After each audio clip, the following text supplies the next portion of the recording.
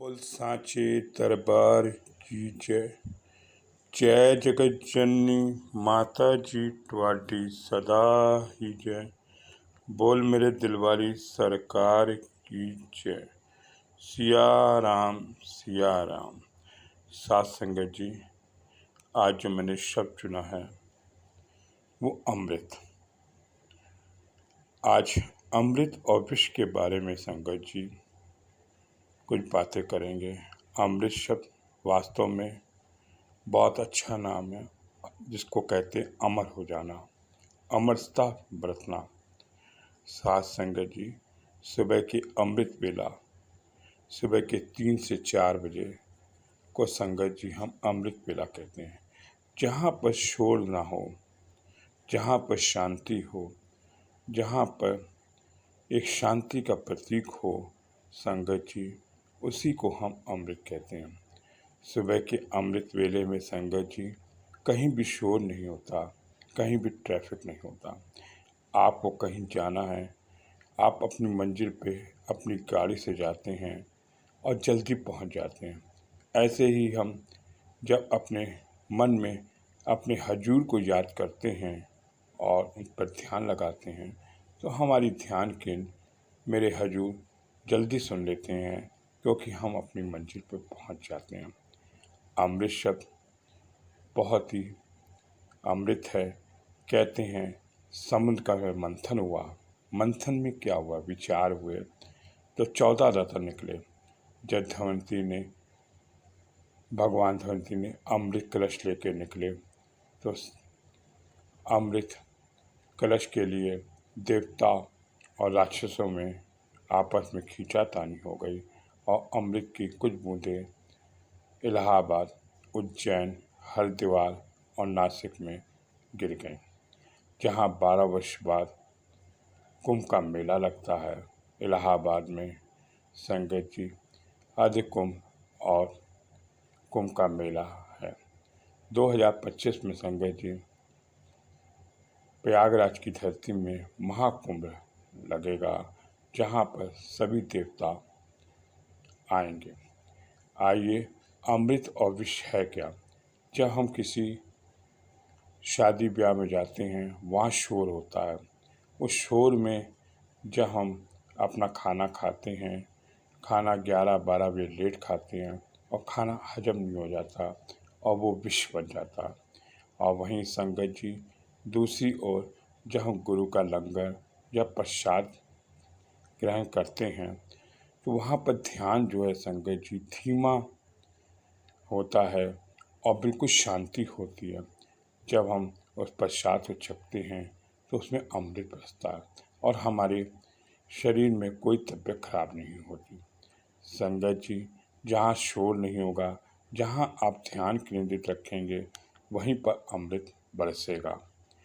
अमृत हमारे खाने में अमृत भी है, विश्व भी है।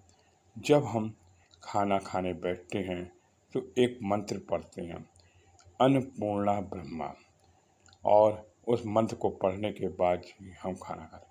अगर हम खाने के समय में किसी की निंदा करेंगे और किसी की कथा करेंगे या किसी के बारे में सोचेंगे, बुराई करेंगे, तो जो हमारा खाना होगा वो विष बन जाएगा, विषाक्त हो जाएगा। कोई फूड पॉइज़न नहीं होता। फूड पॉइज़न हमारे शरीर में हमारे विचारों से बनता है। इसीलिए कहते हैं खाना खाने के टाइम बिल्कुल शांति से खाना खाना चाहिए और ध्यान केंद्रित रखना चाहिए। हम लोग को ध्यान केंद्रित करने के लिए ये चीज़ें अपने जानवरों से सीखना चाहिए कि जानवर भी किस तरह से जब खाना खाते हैं तो कितना ध्यान लगा के खाते हैं। हम तो इंसान हैं और हम कैसे शांत बैठें, और जितना हम शांति से अपने को प्रस्तुत करेंगे और वो खाना हमारे शरीर में एक अमृत बन के पचेगा तो हमारा शरीर भी साफ सुथरा अच्छा रहेगा और दिन भर की दिनचर्या भी अच्छी रहेगी। ध्यान कहीं हो, नदी में पानी पी रहा है तो पशु भी उसका पूरा ध्यान रखते हैं और पानी के साथ जुड़ जाते हैं, एक रूपता बन जाती है और भोजन को साथ एक रूप हो जाते हैं। सारे पशु पक्षी अपने घर के जानवरों को देखिए, तो आपके घर में भैंस हो या बकरी हो, कोई भी जानवर हो, आप उसको भोजन देते हैं तो सारी चेतना वो अपने को उसी में लगा देते हैं और सारे संसार से हटा देते हैं। सब कुछ फोकस वो अपने खाने पे करते हैं, अपनी सारी ऊर्जा भोजन पे केंद्रित रहती है। वही भोजन होता है। भोजन करने की कोई विधि सीखनी है तो हमें अपने जानवरों से सीखना चाहिए कि वो भोजन कर रहे हैं, कुछ भी नहीं, कुछ भी नहीं। जो भारतीय शास्त्रीय संगीत है, अगर भोजन के समय में हल्का हल्का धीरे बजे तो हो सकता है कि आप जो भोजन कर रहे हैं वो अमृत बरसे। अमृत शब्द बैसाखी में एक मीठे जल की तरह है। जब बच्चा छोटा सा होता है उसको जल पिलाते हैं, वो अमृत बन जाता है।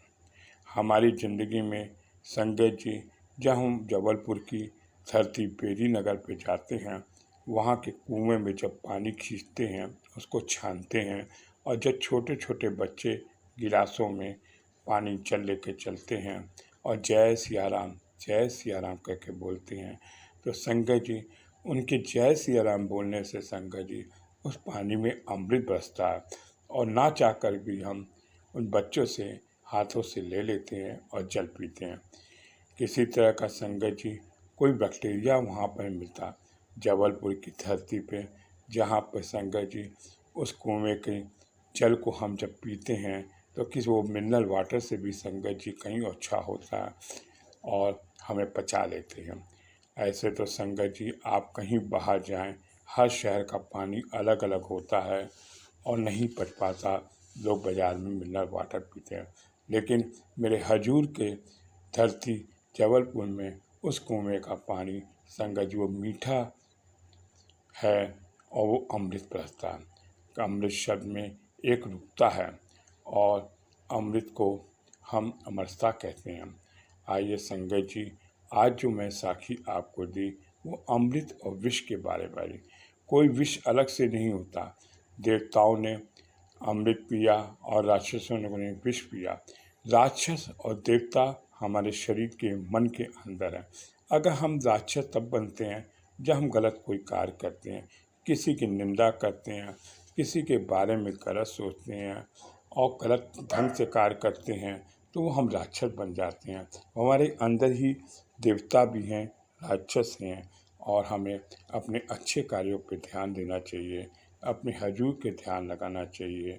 अमृत काल में हम अपने बाबा जी को याद करें और अमृत बन के रहेंगे और शरीर में अमृत ही पिएंगे तो हमारा शरीर भी अच्छा रहेगा। बोल सांचे दरबार की जय। जय जगत जननी माता जी तुम्हारी सदा ही जय। बोल मेरे दिल वाली सरकार की जय। सिया राम।